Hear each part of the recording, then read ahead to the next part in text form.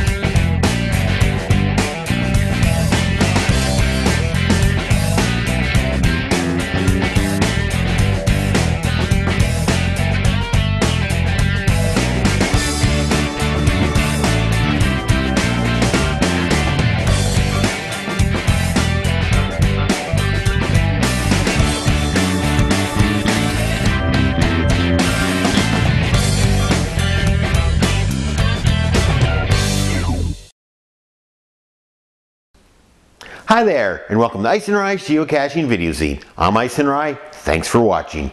If you're new to the show, welcome to the family. What this is myself, my co-host Roxi, my camera operator Abel, go out caching, film it, throw it together a few hints, tips, and tricks, upload it to the internet so you can download and watch it to your own leisure. If you're a regular viewer, thanks for sticking around. Appreciate your viewership. My website is Icenrye.com, and my email address is geoicenrye@icenrye.com. So, what's new? Well, the big news is back on September 30th, Roxi celebrated her second birthday. Went out, got a nice little birthday cake for the girl, took a picture of her. It's up on my Flickr and SmugMug sets, and I'll have links as usual on the webpage. Wow, she's 2 years old. She's like an adult now.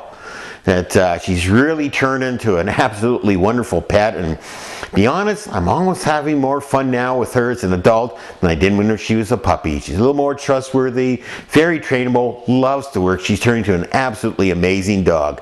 I think I actually got a border collie in a white fuzzy coat. Just don't tell Abel that. Speaking of which, if you're wondering where she is, we actually went out for a rather long walk today, and it's pretty wet and muddy around most of the places we like to go, so needless to say, she got wet and muddy. So I gave her a good combing out, a little bit of a bath, and she's pretty wet right now, and she wasn't quite ready to be on camera. So she's upstairs hanging out in the crate, and well, Abel's on his own today working the camera, and hopefully he'll do a good job. So yeah, it's been a fun couple weeks around here in the central interior British Columbia. Fall's arrived, the leaves have changed like overnight, the temperature dropped overnight, and we are starting to get a little bit of snow overnight.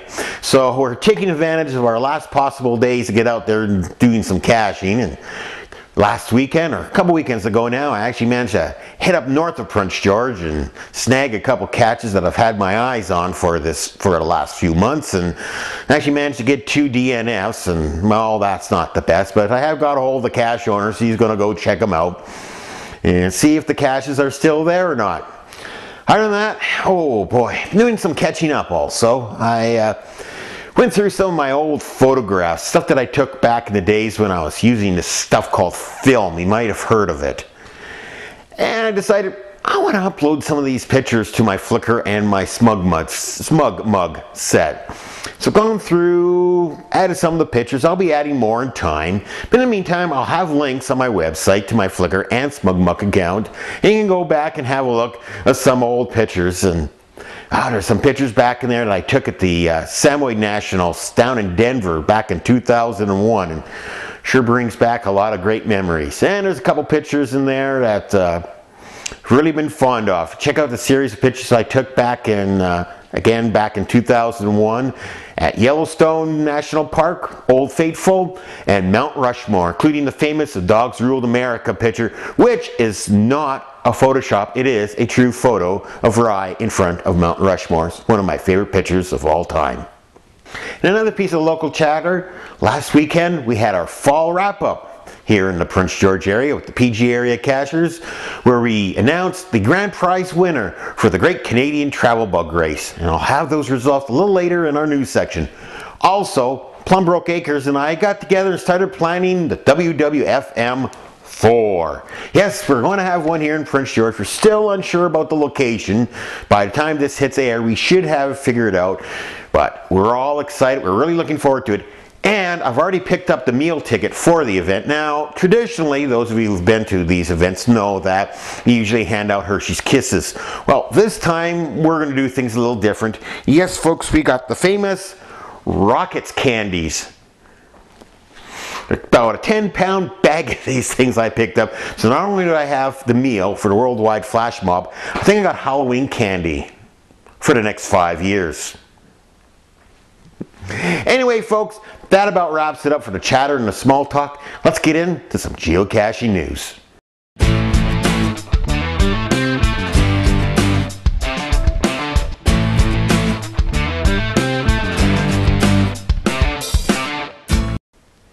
Time for some geocaching news. First off, as mentioned in the chatter segment, it's time to get ready for WWFM 4.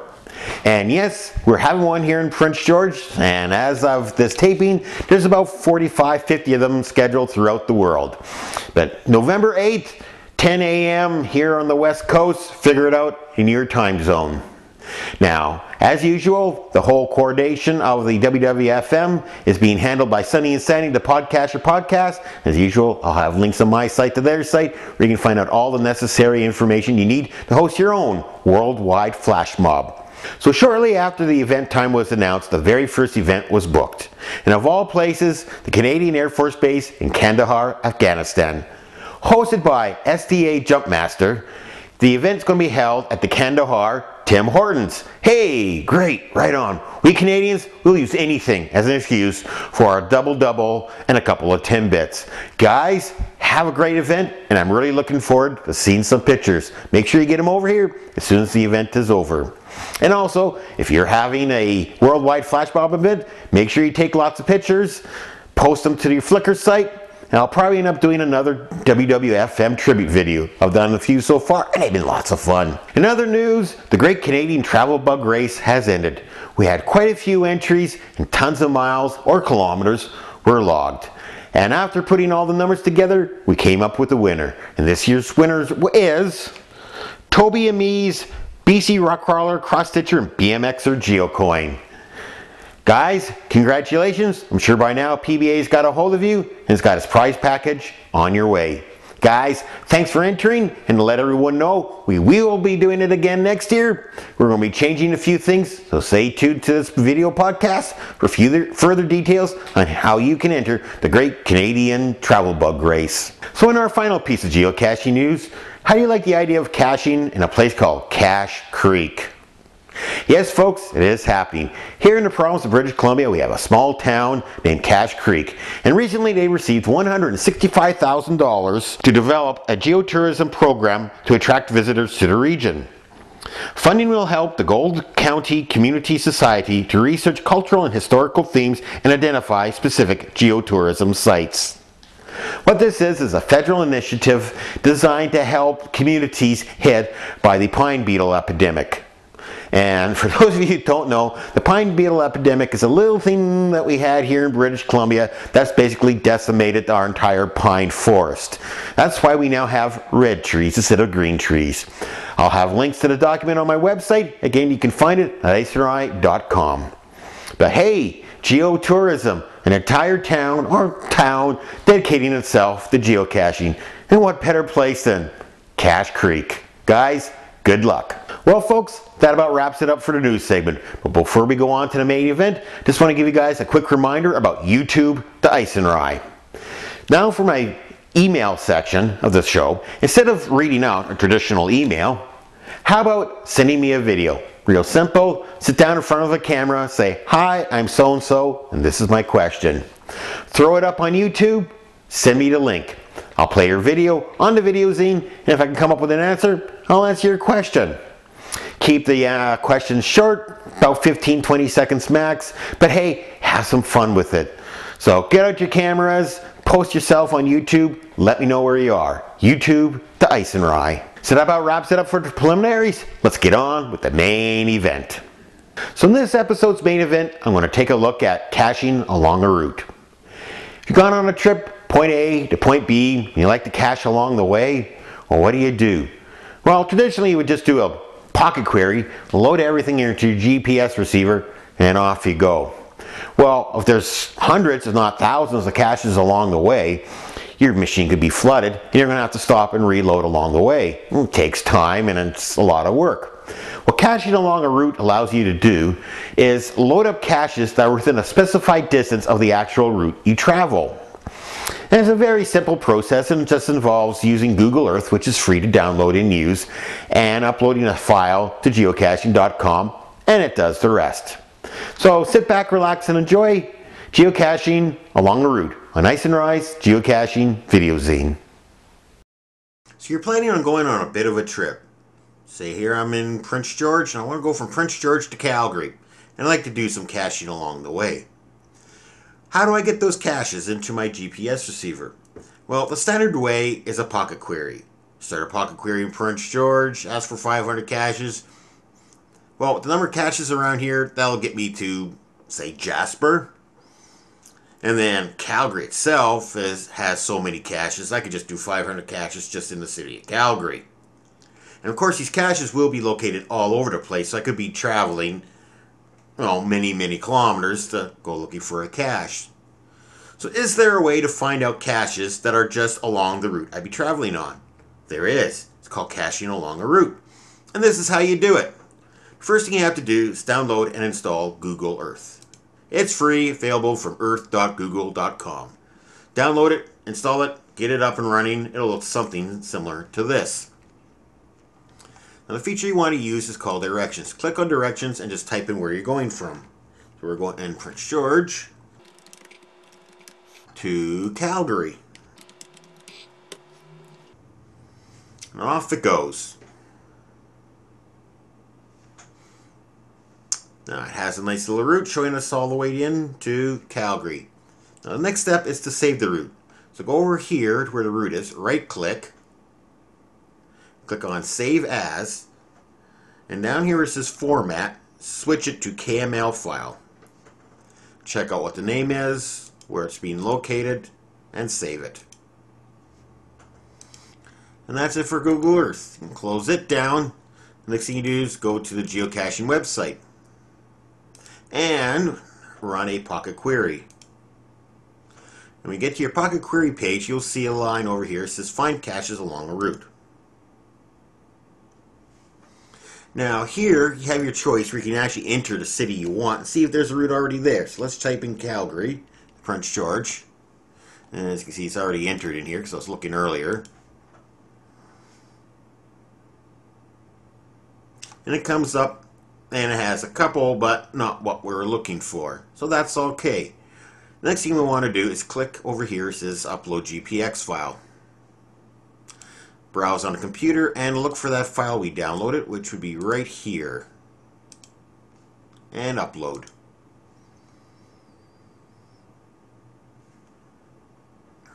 Once the file's been uploaded, you'll see the name here, distance, and click on preview.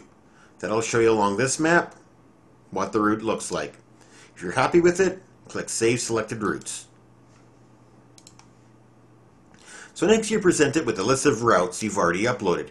Here's our PG to Calgary route. So here we can click on it whether we want it public or not. Sure, let's make it available to everybody. And then here's where the fun starts. Click on Create Pocket Query. So here we go. It'll show you the route, the name of it, when you want to run it. We're not going to run it right now because we just want to make sure that everything's okay. And then you pretty much set it up similar to how you set up a standard pocket query, except here's the fun part. You can search within a specified distance on either side of the route. So say I don't want to drive too far, so I'll just say let's go 2 kilometers either side of the route. Show me maximum 500 caches. And again, what type of caches? Well, I don't want to be doing a lot of multis, so I'll just say go for traditional caches. And maybe the odd virtual. And earth caches are always fun. Webcams, sure. We'll take pictures of ourselves along the way. The rest of them we'll just leave. Any size? Sure. Filter options? Well, might as well click on that I haven't found yet, because you don't want to use up your 500 finds with caches you've already found. So again, terrain greater than or equal to 1. You can change the terrain if you want. Publishing dates. Attributes, pretty much the same thing as your standard pocket query. When it's all said and done, click on submit. And it's been done. Click on the preview. And here's a list of all the caches. 209 to be exact. All within 2 kilometers of our route. If you like it, go back to edit. Click on the day of the week that you're running the query. Submit that information and off it goes. It'll come up with a regular normal pocket query. From there, download that into your regular cache program, whether you're using GSAC or Mac caching or whichever program you're using it. Upload the data to your GPS receiver and you're good to go. So when I leave Prince George, I'll be driving along and be able to see caches that I haven't found yet pop up along the way. It's just that easy. Caching along a route. Give it a try. You do have to be a premium member to run a pocket query, but other than that, it's a ton of fun and a great way to get a bunch of caches while you're traveling. Well, that about wraps it up for this episode of Icenrye's Geocaching Video Zine. I hope you enjoyed. But just before I take off, a couple quick notes. First off, make sure you stay tuned to my website at Icenrye.com, and make sure you stay tuned to this video podcast for information on the WWFM. Once we have a location set, I'll mention it on the website. And if you're in the Prince George area, make sure you drop by Saturday, November 8th, 10 a.m. And remember, rockets, sugar, what every geocacher needs early in the morning. And also, if you're attending a WWFM this year, make sure you take lots of pictures and shoot lots of video. Let me know how to get a hold of video, and I'll throw together another tribute video. They've been fun. I really do enjoy putting them together. Also, I'd like to take this time to thank show sponsors Landshark.ca. Make sure you visit them at www.landshark.ca for all your geocoin and geoswag needs. Guys, it's been fun. Thanks for tagging along on this ride. I'd also like to thank the financial contributors to this show. Your donations go a long way towards paying server costs and help in the production costs of this video podcast. If you're a fan of the show and you'd like to donate financially, visit my website. I have PayPal buttons where you can make regular monthly contributions or donate a one-time amount. Any contribution would be greatly appreciated. And again, if you've already contributed, thank you very much. I really do appreciate it. So in the meantime, and in between time, that's it. Another episode of Icenrye's Geocaching Video Zine. So until the next episode, cache on.